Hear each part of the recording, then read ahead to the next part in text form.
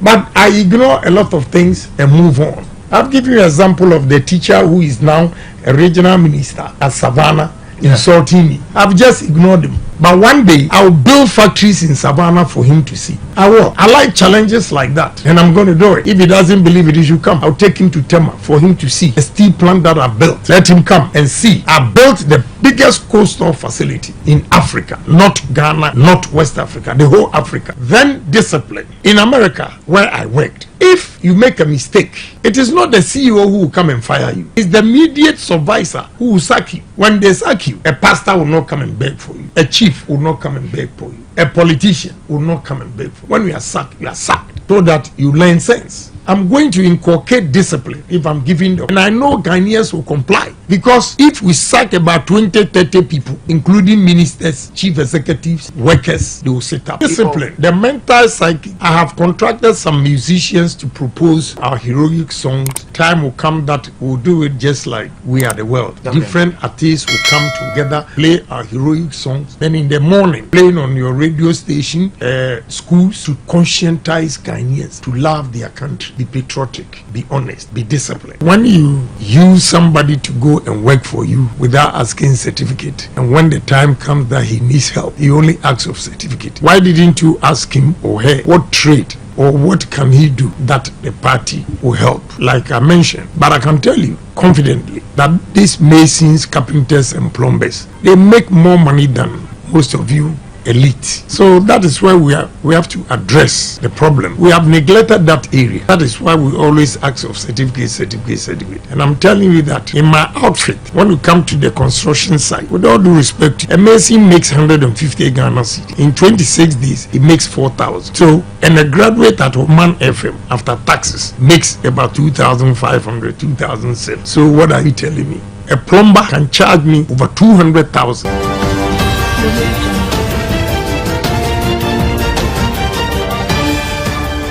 9.7 FM. Just like I've told you, we are highly privileged this morning.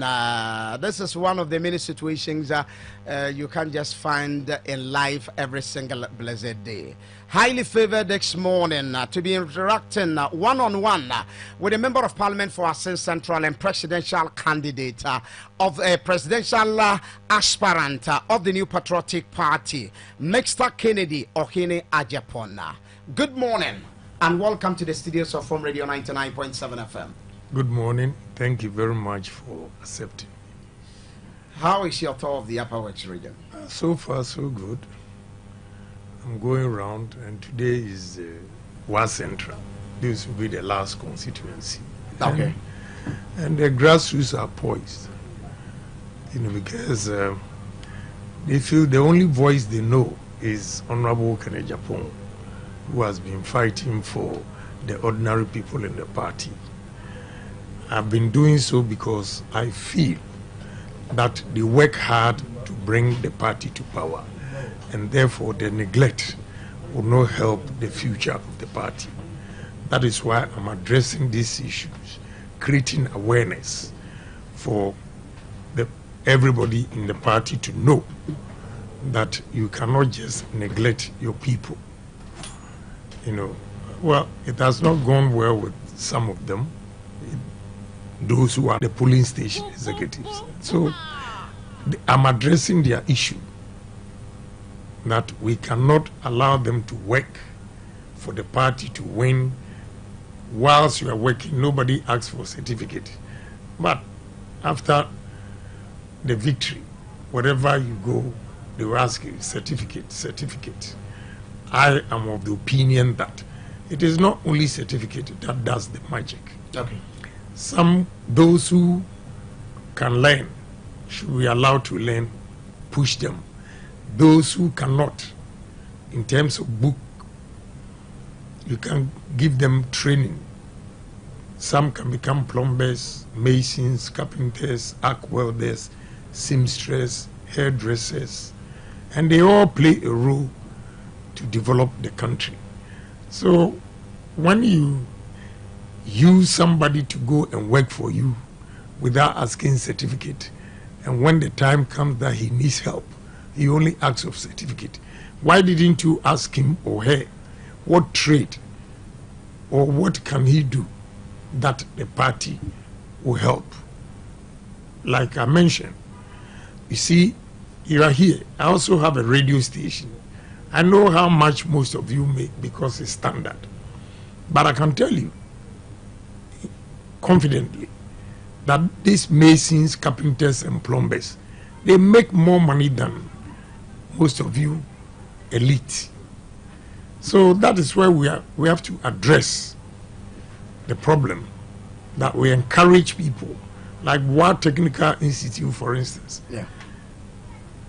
There are over 2,000 students, which I think is in right direction, and we have to encourage them by giving them sophisticated equipment to train these students to come out.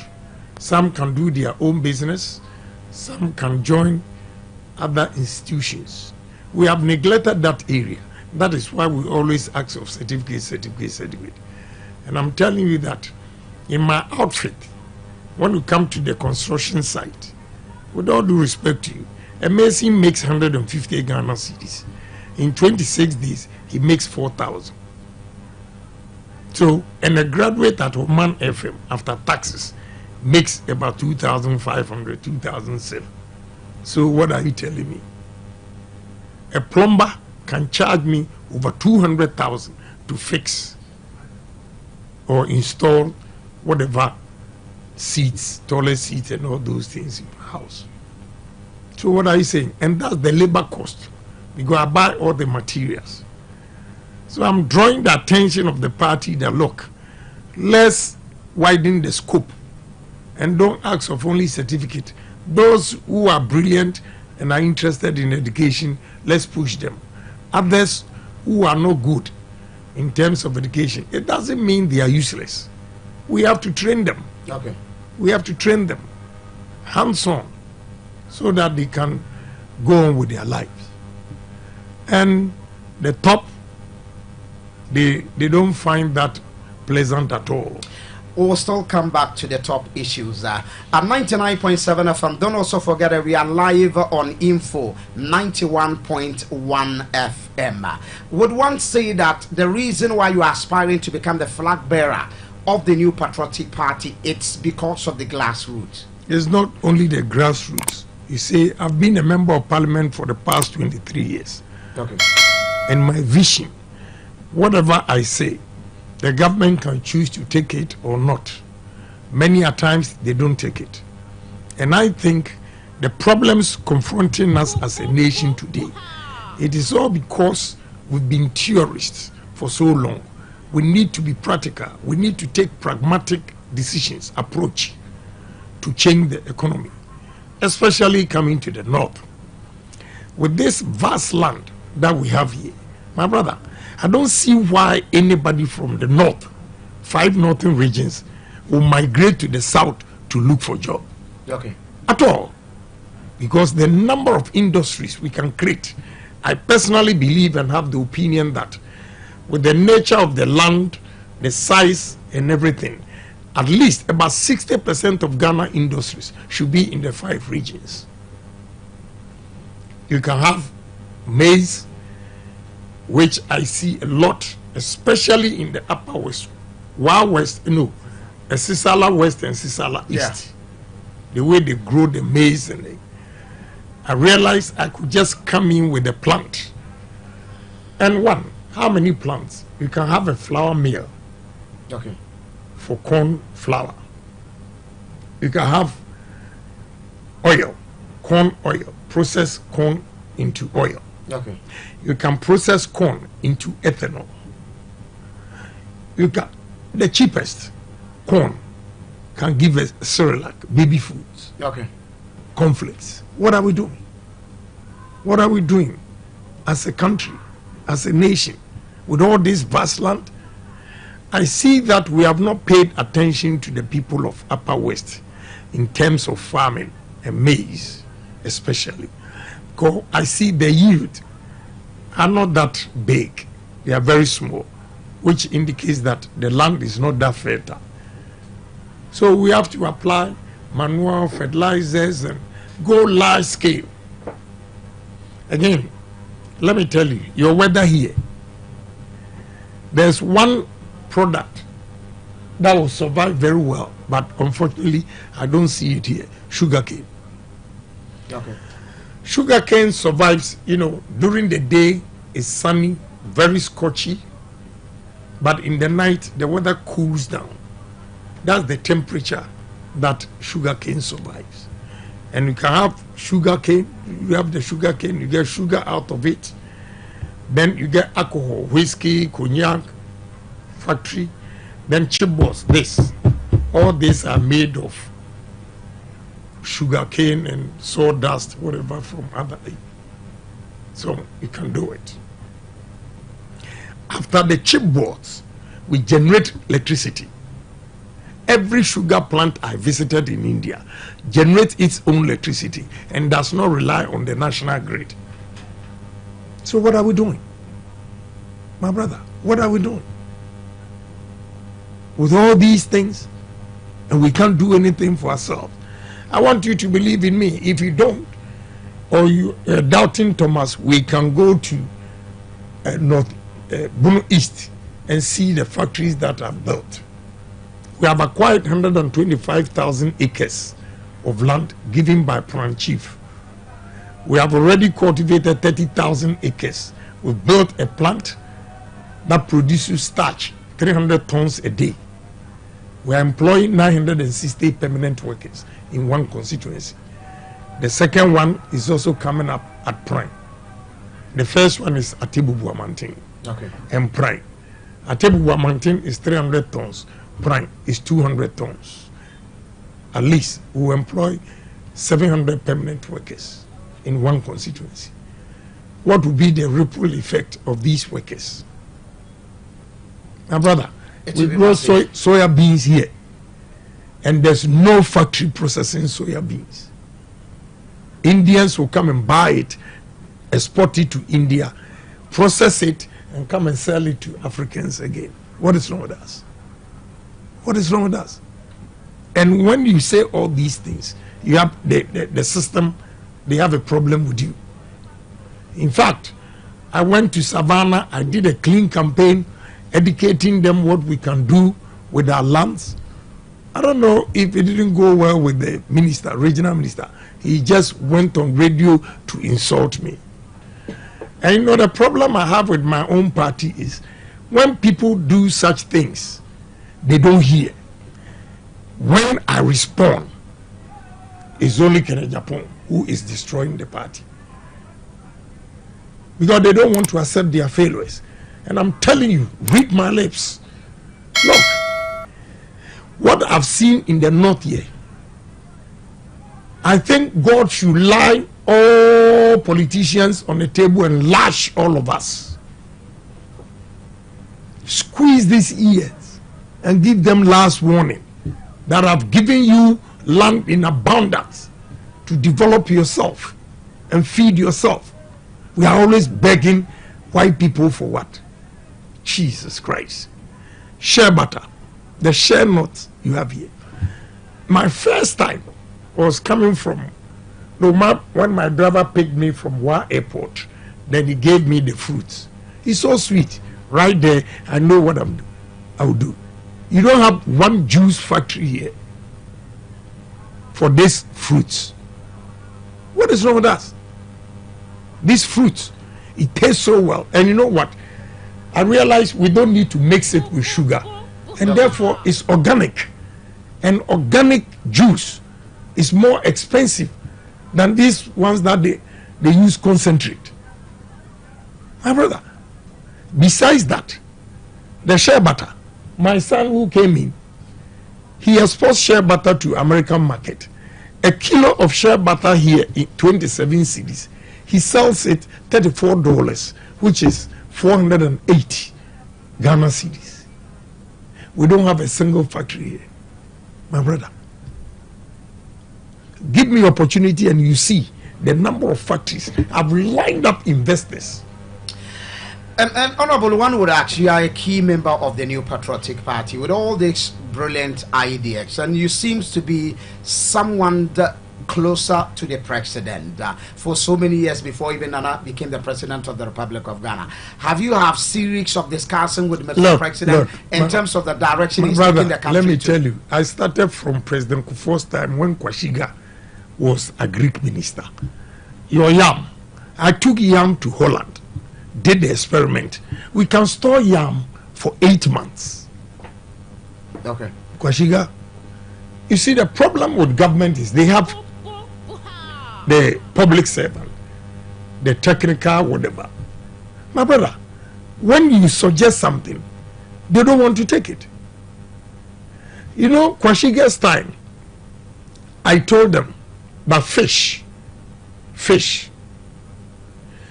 June, July, August, Ghanaian fishermen catch a lot of fish, they can't store it and they throw it back into the sea. So we should build blast freeze along the coast. You cannot just build coastal. You have to build coastal with blast freeze. Okay. The blast freeze is minus 40, 41 degrees. You blast freeze it for 24 hours. Then you move it to the coastal where you store it at a temperature of 10, minus 10, minus 12. My brother, do you know what one of the agric technical guy told me? We're going to smoke it. See, Jesus Christ. And let me tell you, from October 2021 to October 2022, I imported fish from Mauritania, $30 million. And we are our own enemies. Ghanaians are contracting, they give their licenses to Chinese, Lebanese, Indians to fish in our waters, and they give them only 1,000 cedis. And they package it on high seas and take it straight to China, European market. Our seas have a lot of tuna and redfish. What is happening? See, so a lot of lapses. Whatever I say, they don't take it. That is why this time I've decided to contest myself. If not, I'll die with my vision. And I don't want to die. I want to make a difference in society before God calls me. Okay. Before you came to the Upper West region, the regions you have been to, the constituency, the executives, are they resonating well with the message of Ken? Well, it depends. It will show from the votes. You know, look, I'm a veteran politician. I've been in politics for 35 years. The mere fact that you come and they hail you doesn't mean they are going to vote for you. Okay. So the D-Day will show if indeed they accepted your message or not. But sometimes you can also tell from their faces that they are genuine. They are genuine. And of course, anybody, any reasonable person who wants to better his life will definitely take my message. Because I've meant to develop the 5 northern regions to shame certain people that you have voted, and nothing comes out of your vote. And even if I don't win, I'll prove them wrong by establishing some factories here for them to see with my own money. I'll prove them wrong. Because we cannot continue to live in poverty in the north with this vast land God has given us. Share butter, you have it free, and we don't know what to do with it. Have we asked ourselves, my brother, why should a white man travel all the way from Europe or America to come to the north to buy this stuff and take it away? It is not only in the north, even in the south. Coconut, just coconut. Nigerians send fleets of trucks to western region to buy coconut. Have we asked ourselves, are they only chewing the coconut, or what are they doing with it? Palm, what we can do with palm. At Champon's time, we had these palm plantations, but we've sold it to Belgians. And you know, like the technology I gave you with the sugar cane, when you go to Benso and Kwai, you know, through palm oil, they produce the phyto oil. Okay. And they use the husk to generate electricity in Ghana here themselves, 2.5 kilowatts a day. What are we doing? President Mahama sold Unilever to these Malaysians. And Malaysian company is importing shiploads of palm oil to come to Ghana here, process it into phytol soaps at the Unilever. What is wrong with us? What is wrong with us? That is what I stand for. So all these things, I've said it over the years, and they don't believe me. So sometimes what I do is I prove them wrong by establishing industry successfully. Then they say, oh, this is your stone. I say, take your stone. When we advise you, you don't take it. And some are so bookish. They are not practical. They only read and get it here, but they have not seen what they are reading physically. I have seen everything that I'm telling you. I've traveled far and wide. I've seen them work elsewhere. That is why I believe that we can also do it. 99.7 FM and also on 91.1 Info Radio. You seem to have a lot of areas you would want to do investment if given the North, and you even want to state if you don't even get, but you still want to prove Ghanaians wrong in terms of the things that. What are your priority areas if you get to the North? Apart from the North, you are talking about tourism. Yeah, tourism, agro processing, technology, and engineering. These are the 4 areas to move the country. Let me address technology. When you go to America, there's a famous city called Silicon Valley. Silicon Valley. Yeah, the moment you mention Silicon Valley, is technology, IT, and the rest. When you go to China, Shenzhen, excuse me, the moment you mention Shenzhen, technology. When you go to India, Bangalore, the moment you mention Bangalore, technology. What are we doing? We have brilliant guys. Okay. They go outside the country, they are given opportunity and they excel. So we have to have confidence in our own people, give them opportunity without enviness. We should rather pamper people who are creative, but here they try to sabotage them. I'm going to change the mindset of Ghanaians so that we love our country and believe in ourselves to move this country. Okay. So technology is one. Engineering. One technical institute should not be only technical institute by training the students to be hands-on. Students should be ready to manufacture equipment in this country. Look, when we were young, tech, they manufactured a car called Boafo. By now, we should have improved on it and have advanced cars in this country. What happened? We killed it. I was talking to the VW general manager who is in charge of whatever they are doing here. And he told me he picked most of the guys from Kumasi Magazine and Accra. Well, those we call fitter, okay, mechanics. Yeah. And they are building the engines. So we need to encourage people at magazine, Kokompe or whatever. Okay, I'm going around, I've seen guys with talent. They build things, but they don't have the push. We have to identify such people and give them a push. So engineering, I'm going to make sure. Tech, you see the idea Dr. Kwame Nkrumah had about Kwame Nkrumah University of Science and Technology. Now they do more liberal arts even than the engineering and the sciences. Yeah. They do more liberal arts in tech more than it. Look, I'm an employer.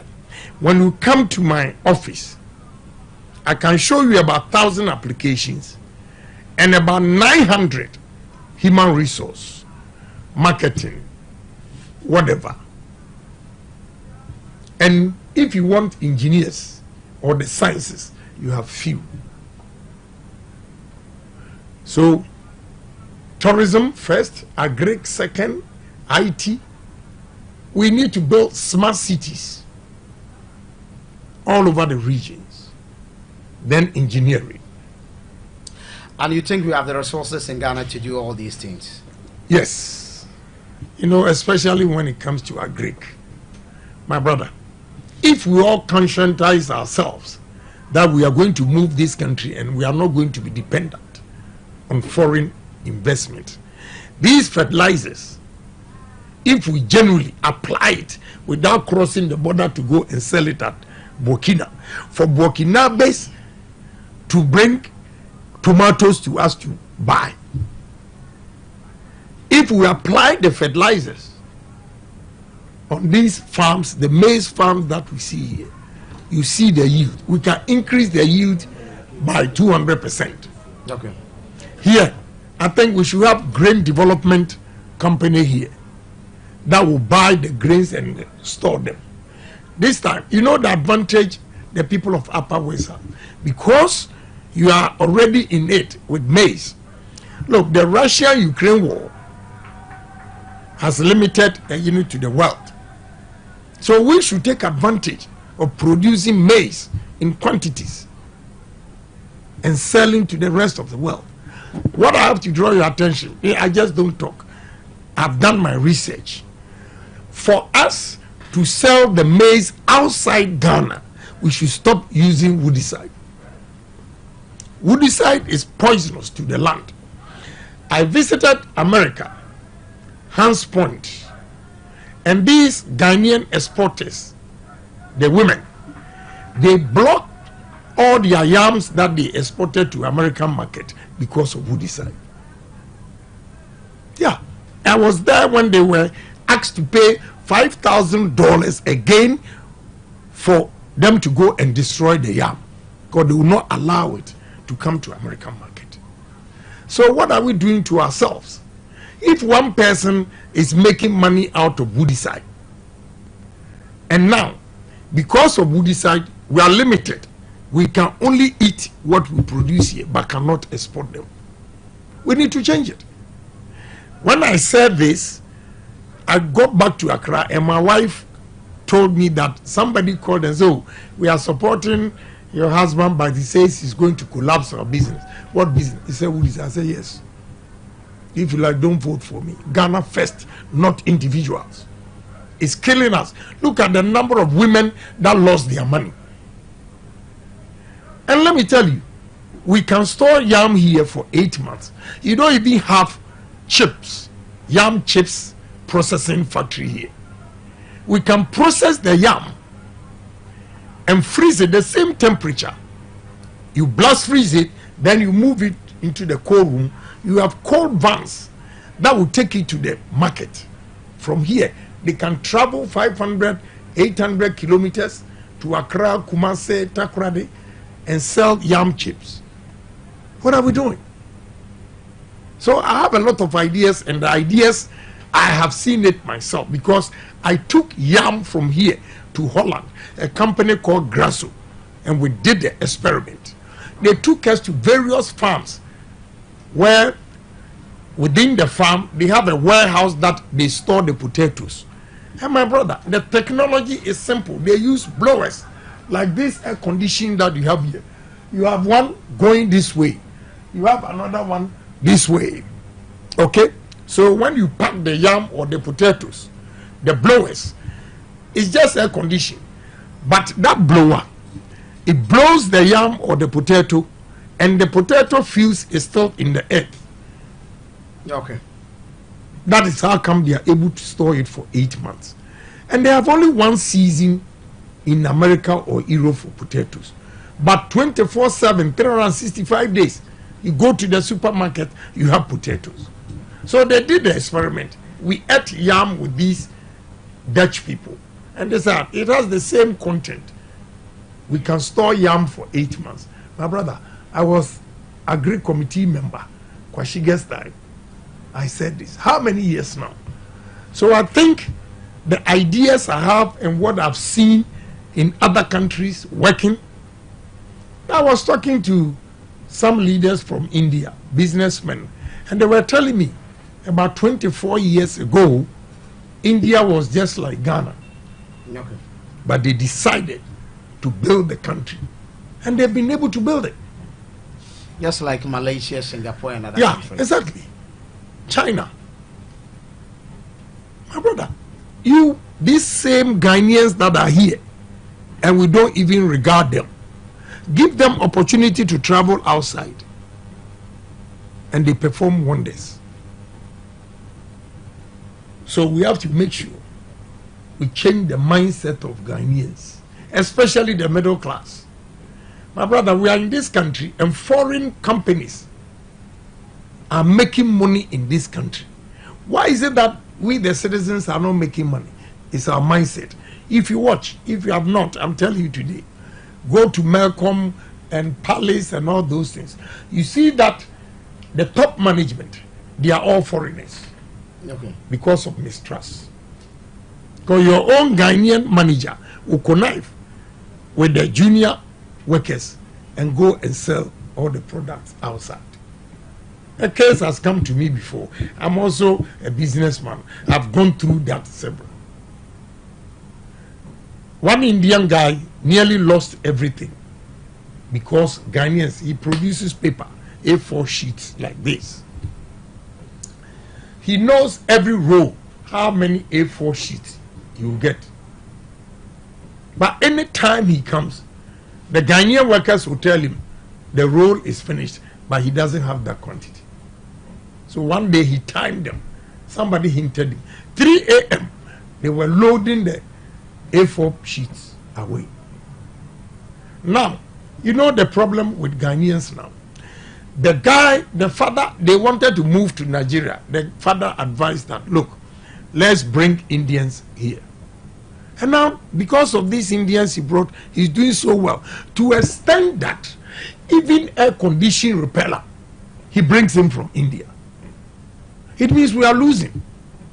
We don't get any jobs. Because of the lack of trust. Yes, dishonesty. So we need to conscientize Ghanaians to love their country. Ghana is the only country when we are working for somebody and we are working hard, your colleague will discourage you. You are stupid. Well, you've taken the job like your father's business. But elsewhere that they've developed, wherever they make their money from, they take the business as theirs and grow the business. But here, they will discourage a hard-working colleague, and you'll be disappointed, and you also join the queue. Honorable Ken, this is the hard truth about Africa, and that is how we are. So you take the hard truth and juxtapose it with the current system that we have run for so many years.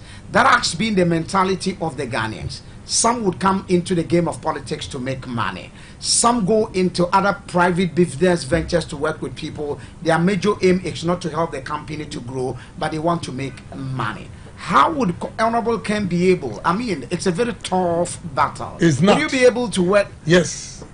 It's not a very tough battle. No. To change the mental psyche of discipline. people. The mental psyche.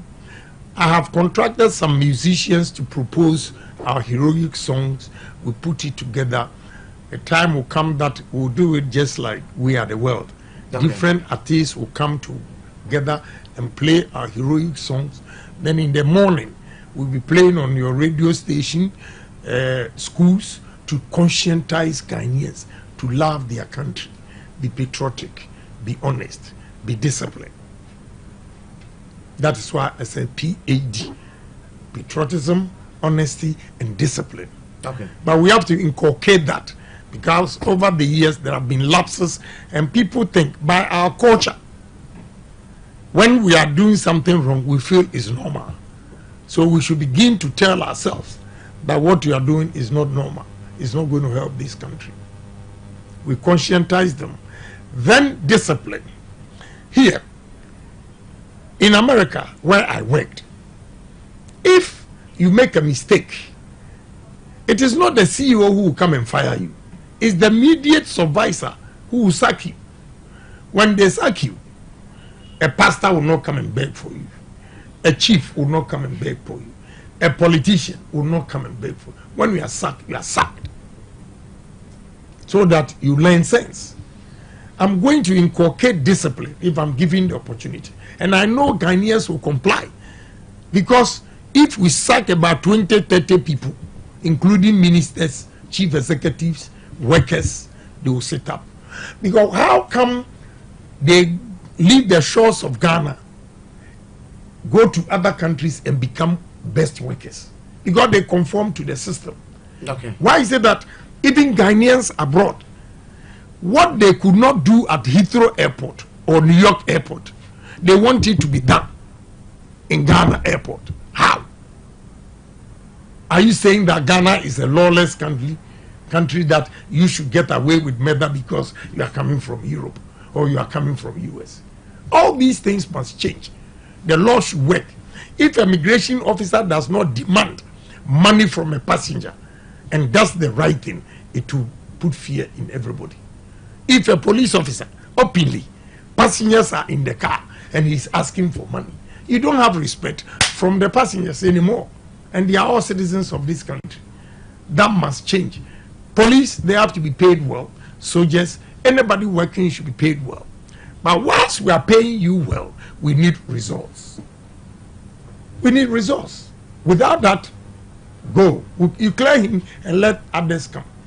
Ask yourself, why have I been successful? My team members are surprised the way I get tired and wake up early morning.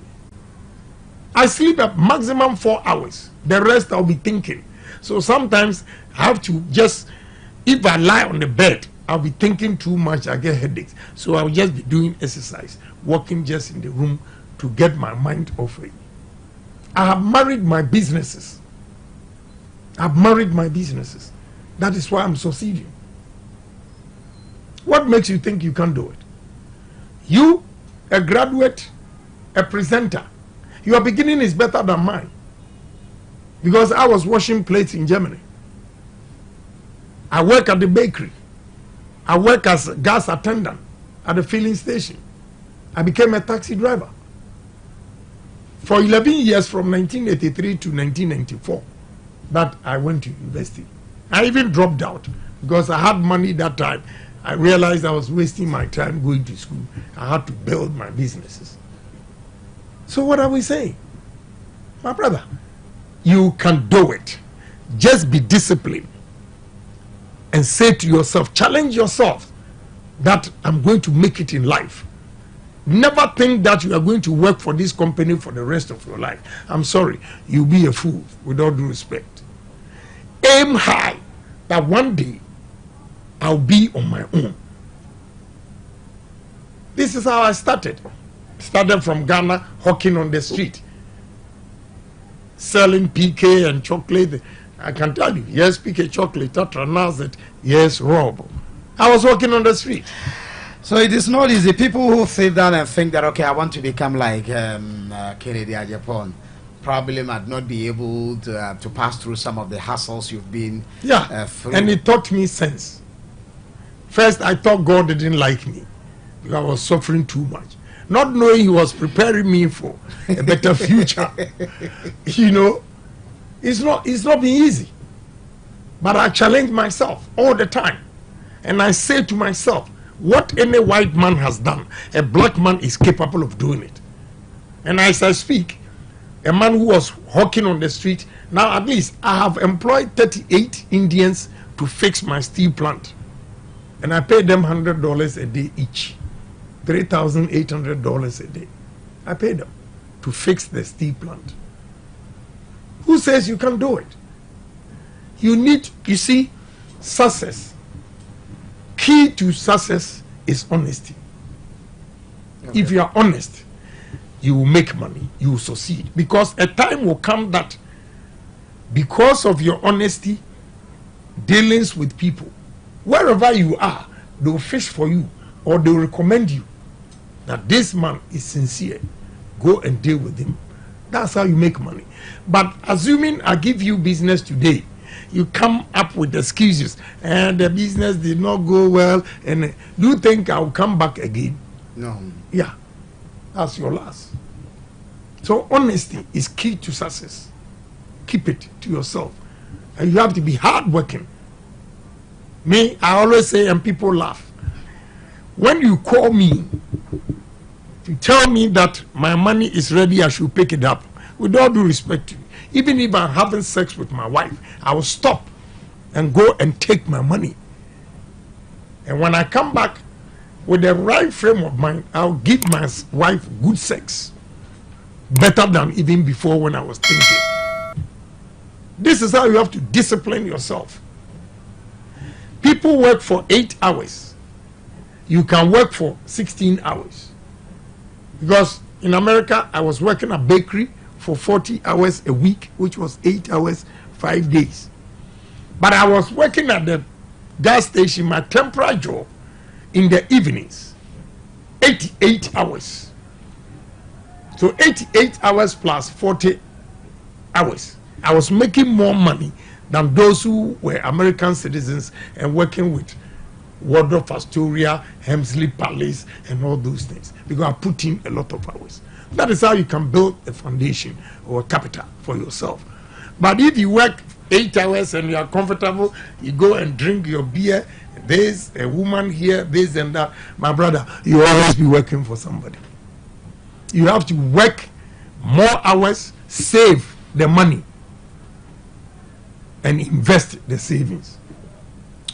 Honorable Ken, your campaign seems to be very practical. You are just telling not only people from the NPP, but the whole Ghanaians how we can all together build the country we call Ghana. How difficult is it in this presidential race?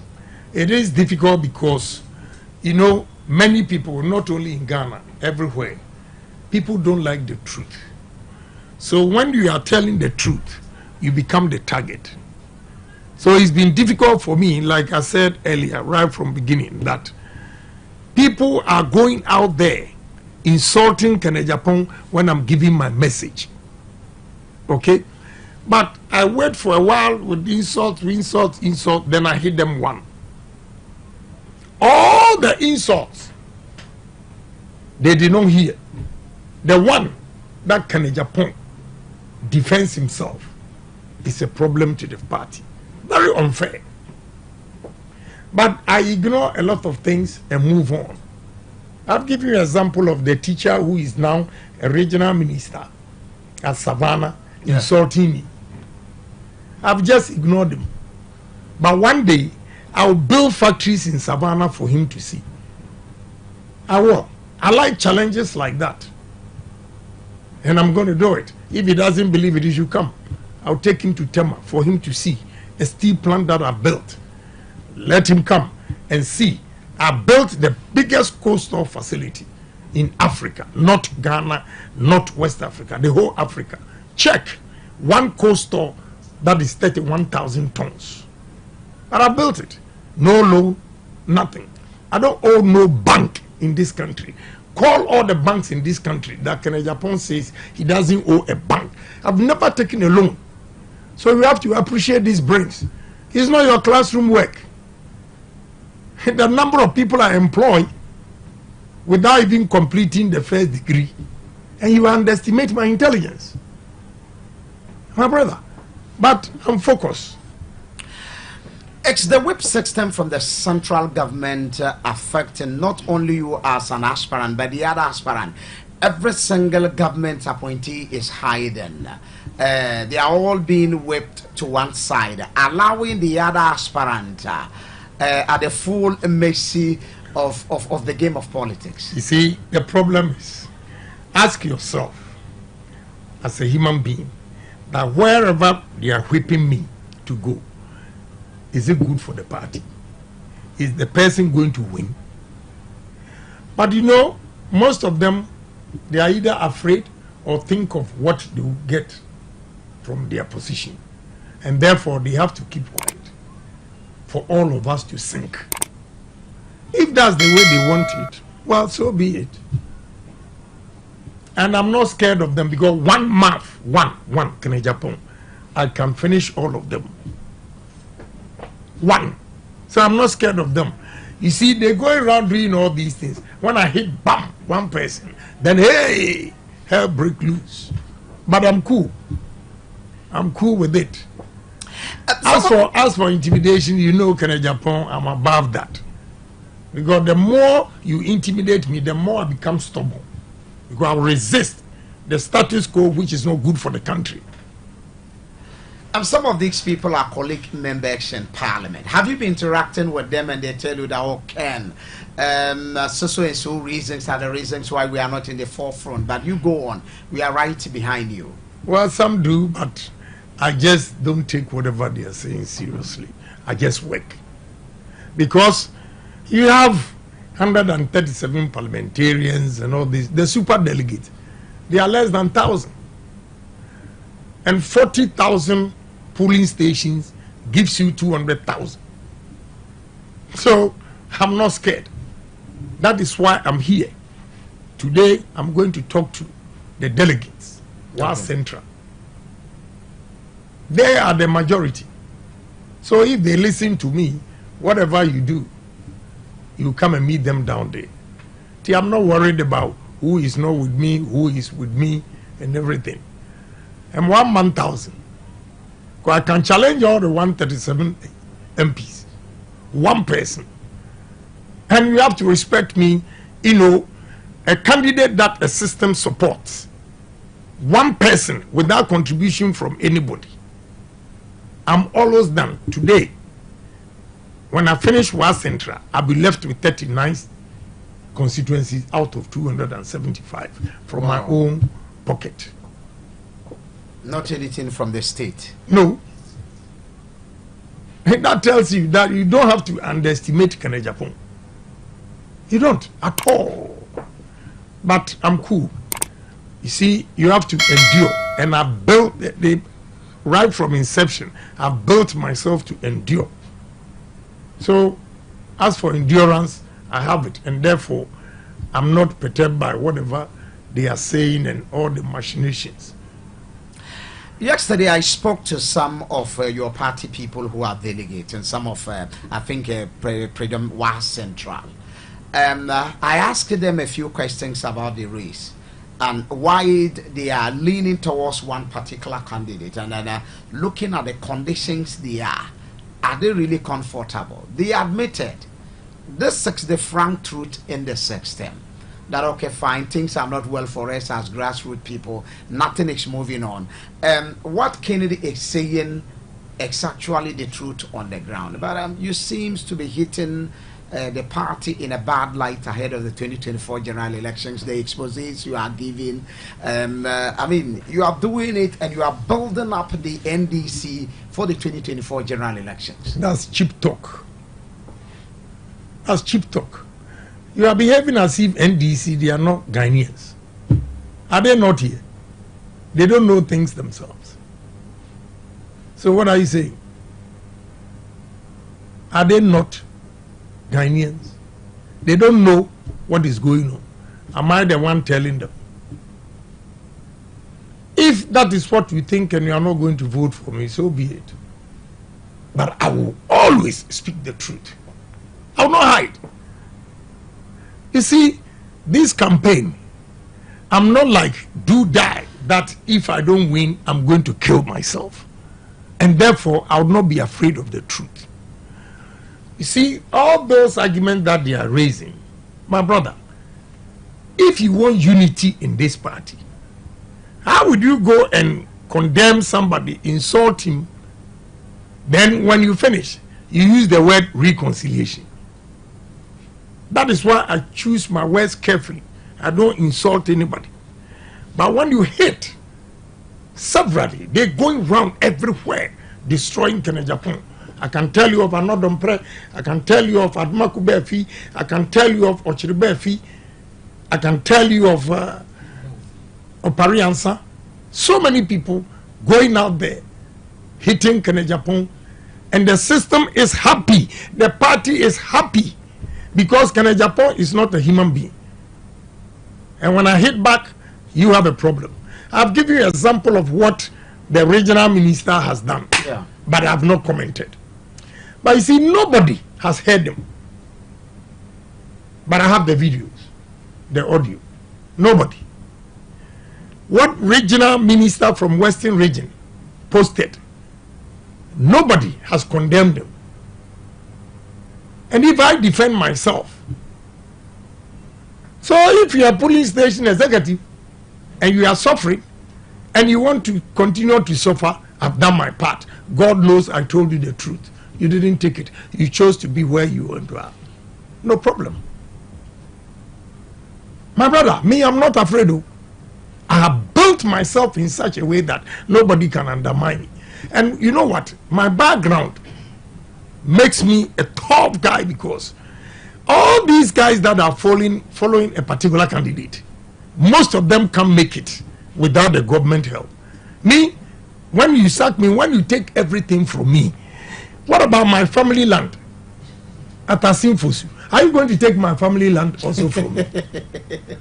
And I will farm in style. I will farm in style. I told my wife that, look, we'll go to Asimfosu and farm. I have a big house, about 29, 40 bedrooms. Sit there, 1 mile square is for me. All I have to do is, I want fresh foods. Cocoyam, bring the leaves, kuntumre. Hey, plantain, apim, whey. I'm eating Kobe. You know Kobe? Ask them. Yeah. Indeed, how can you collapse me? And fortunately, my kids have good jobs besides what I am creating for them. They are all smart. They have good jobs in America. Lender of last resort. If you collapse my business, my children, they are happy wherever they are. So I'm only telling them the truth. And if the truth hurts, so you are the victim, and I'm educating you, and you think I'm hitting back. If you see, they are not being fair. I did not hit the vice president, but I hit one MP, because he said, we don't want somebody who will come and say that I have done this for the party, I have done this for Ghana, but we want a strategist. So I asked, who is a strategist? You were in parliament shouting that we are not going to IMF today or tomorrow. In the next 2 hours, IMF. Are you a strategist? Are you? And you see the diabolic ways of you media too. You are part of it. Media. Sure, we are also part of the blame. Yeah, because you don't even give the full, you only do sensational news. But the full details, you don't even bring. Even when I made that statement, I advised them that they should stop the way they are campaigning. Because we played the full tape this morning. In the end, we all have to be. You advise the party to do a clean campaign. Exactly. Otherwise, if you hit me, Kennedy, I will hit you back. So why are the people you interview are blaming me because I'm hitting hard? What these people said there, nobody has heard. And you know what, my brother? Politics, never get into politics. The people that I have helped, made them who they are today, they are the ones that are against me.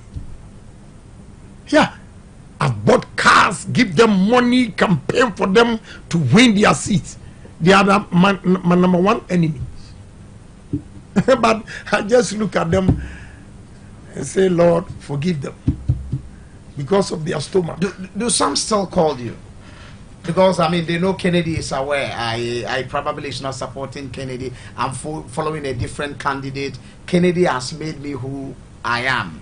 Do some call? Oh, yeah, about 2 guys here, they call, but brother, the mistrust has clearly defined and is established. So whatever you are telling me, I don't want to listen. Go ahead and do your own thing. Would Kennedy Agyapong called for an open debate on politics, not only for who wants to become the flag bearer of the MPP, but generally in Ghana? I mean, what are you bringing on board? Let's have a very open debate. You tell Ghanaians what and what I'm I can also ready, do. Ever ready. I'll give them technical knockouts. God give pragmatic solutions to our problems. Yes. I mean, you have not built your base, and you are telling me that you can reduce interest rate or inflation when we are always importing. Let your export exceed import, and see how you stabilize the currency, the foreign demand of our foreign currency. You export maize, whatever, soya bean, a lot of things outside Ghana, and stop the importation of tomatoes from even Burkina. We import about $700 million of rice, $700 million of sugar with this land that we have here. And these two is 1.4 billion. If we have it in the system, there will be no pressure on our dollar. That is how I'm going to solve the problems. Before we wrap up, let's look at the probabilities. If Honorable Ken Agyapong doesn't win this election, are we still going to see you actively involved in the MPP campaign for the 2024? If they continue elections? The way they are continuing, big no. I'm telling you. You think I'm afraid? If they go the way they are going, me when I go back to America, if you say you can win without Agyapong, let Adumaku Fee and all those guys go and do the campaign. The party would call you, the elders would beg you, call me, will talk to Kennedy. You think I'll always be a fool? You think I'm always going to be a fool to them? Spend my money for these young men to insult me? If they stop, fine. If they don't stop, count me out. I'm not afraid. I'm telling you. Let's look at the other probability where Ken wins. What would you have to do with the other candidates? Other candidates, if you like, join. If you don't, I'm telling you that I'm not campaigning as if say hell should break loose at all costs. Agyapong should win. Okay. You see, that is why I'm doing clean campaign. I would not feel shy to call anybody or anybody who feels. One of them has approached two people saying that he feels I'm a nice person.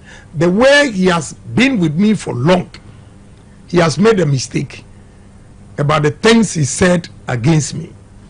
I said, leave him. He should live with his conscience. All of them except one. Yeah, he called that he wants to see me personally and apologize. When you were disgracing me, was I there? And you want to come to me quietly. Well, he has said boldly that he will go on air to apologize. But why is this man going out there to apologize? I leave it to Ghanaians. I leave it to the party people. I leave it to the party people. But media, if they continue like this, the word reconciliation, I will not understand. You can bring Jesus Christ to explain reconciliation. With this insult, with these lies that they peddle about me, I'm quiet. Probably they are seeing you as a very tough person in the race. So and all this time they didn't know you're tough. Or they thought probably, oh, Kennedy, the way he's talking, I would contest. Probably you wouldn't have even there go to pick a form to contest. You'll be speaking with them. One Central is a very stubborn constituency. I know you probably might have been told. It's the Zongo constituency in the Upper West region. Each and every one of the executives stands on its own. I mean, they have their reasons why they would move to one side or not probably move to the other side. And I know across Ghana you've met a lot of constituencies that has traits of some of these characters. And I know you'll be very blunt to them actual that this is my message. That is where I want to move Ghana to. If you buy into my idea, fine. If you don't buy into my idea, fine. Are you seeing that you reap good number of votes from the Upper West region? Yeah, because I'm also a Walla boy. And a chief as well. Yeah, I'm also a Walla boy. So if that's the way you want to go. Yeah. But again, I love Muslims. Sure. because they are so honest and sincere if they say they love you. And over the years, the way I've lived with Muslims, I'm not afraid. Because they are one kind of religious group that if they say they support you, they support you. And they don't care where you come from. Okay. Because the help, I have given my radio station, my television station, for them to teach Islam. Sure. Free of charge. I help Muslim communities. So what is the problem? Because somebody is a Muslim, you are afraid that all Muslims are going to vote for you. My message is simple. A Muslim brother is the one when you are in need will help you. Okay. A Muslim brother is not only by religion or the same sect. Okay? So me, I'm a more Muslim than most of the Muslim politicians here because I'm always out there to help Muslims. Indeed, if you're a Muslim by religion and you don't help your fellow Muslims, you cannot be called a Muslim. I'm not saying you cannot be called a Muslim, but I'm saying that that does not give you the warrant to say that every Muslim should vote for you. Sure. Again, you say Northerners. Yeah, your relationship. You have a good relationship with Yes, Northerners. with Northerners. All my workers, this man standing here works at Agyapong. He's called Shaibu. Okay. Maybe the way I've treated him, a young man like that has built his own house in Kumasi. Wow. I just feel proud of him. I don't envy him. Some bosses will say that, why should this guy, you know how much he makes, why should he build a house? It becomes a problem. Or situations, people have even gone ahead to confiscate those houses. Yes. It has happened in Wa here. Yeah, but I'm proud of him. He's called Shaibu. That is why he's here with me. I have 9 boys from the northern region, the 5 northern regions. At least you are here, you know. You educated person. The security I give each 3,000 cedis. When they were working at national security, they were giving them 1,000 cedis. So who is a Muslim brother? A Muslim brother who employ you and give you 400 Ghana cedis. A Northerner is the one who employ you and think you are not smart and give you 500 Ghana cedis, so that you always see him and say, yes sir, yes sir, yes sir. I empower Northerners and Muslims. Because my driver, I pay him 5,000 cedis a month. I gave him 2 plots and gave him 40,000 to go and start building a house. And now last year, he took me and my wife there to see. He has built 8 bedrooms. So this man, who is a Muslim brother or a Northerner to him, that is the message. As simple as that. Okay. A man who can create job opportunities for Muslims, for Northerners, for Ashantis, for everybody. We shouldn't say that we are going to vote based on religious beliefs or tribes. Okay. That will not help us. Just the one that can do the job. Right. And the one who has shown love, care for you in times of need and everything. I use my own money to help Muslim girls, boys, give them training, laptops, sewing machines, hairdress. You know my name? I'm Sheikh Osman. Sheikh Osman. Yeah, Sheikh Ashalibutu, chief imam, gave me that title, Osman. Fantastic. So I asked him, why Osman? He said in Islam, a man who was kind to his fellow Muslims was called Osman. That is why he's giving me that title, Sheikh Osman. 99.7 FM. We are just in the wrap-up situation with Honorable Kennedy Okompreko Agyapong, Member of Parliament for Assin Central and presidential aspirant of the New Patriotic Party ahead of the 2024 general election. He is here in the Upper West region on his campaign tour. I understand today is the turn of West Central constituency, which is the last before he would leave back for the nation's capital or wherever the other campaigns would have to be going. It is left with you party delegates to decipher and look in between to the other candidates and see who has the practical knowledge to be able to put things right, not only for your betterment in your party but the whole of the country, Ghana, so that we can move and catch up with the likes of Malaysia, Singapore, India and other countries that have really moved ahead of Ghana. Honorable Kennedy Agyapong, it has been a nice time having a chit chat with you, wishing you all the best of luck in your campaign. Thank you very much. Thank you. I understand this song, you like it so much. KCV. Like this. Stone boy. Area. Weaver. Yeah, Ghana no be Jamaica. Fire burn the enemy, oh. Now I'm making the paper. Oh, just show Babylon fool.